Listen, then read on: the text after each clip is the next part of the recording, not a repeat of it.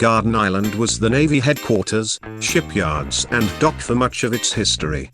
It is no longer an island, with the area between the mainland and the island being filled with dry docks, shipbuilding and other boat and navy facilities.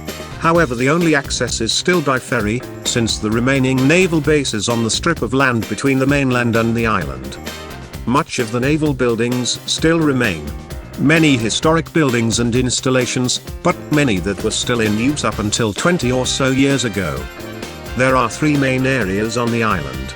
The garden area is accessed via several stairways, and although never curated as a formal garden, is a very attractive place to walk, picnic, or to admire the view.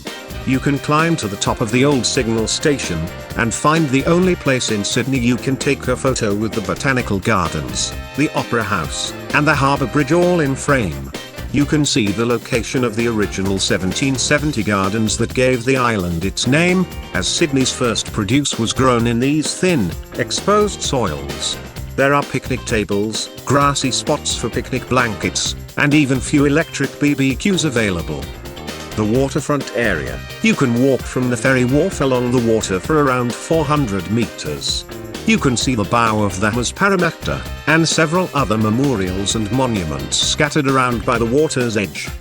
The museum area has 2 levels and extensive displays of the naval history of Sydney and the site. There is a real periscope that is a favourite with the kids. The museum can get a bit crazy when school excursions visit, but you would have to be unlucky to be there with a crowd. Usually the island and museum are very quiet. There is a special exhibition on the Japanese mini-submarines that entered Sydney Harbour during the Second World War. Sydney Ferries has regular scheduled ferry services to Garden Island on the Watsons Bay route. Make sure you arrive well within the museum opening hours, or you will end up having a ferry trip to Rose Bay instead. Only naval personnel are allowed to disembark after museum hours. No private ferries, private boats, or water taxis are permitted to land or approach Garden Island.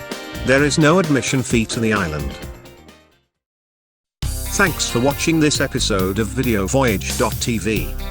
If you enjoyed it, please subscribe to our YouTube channel or follow us on these social networks.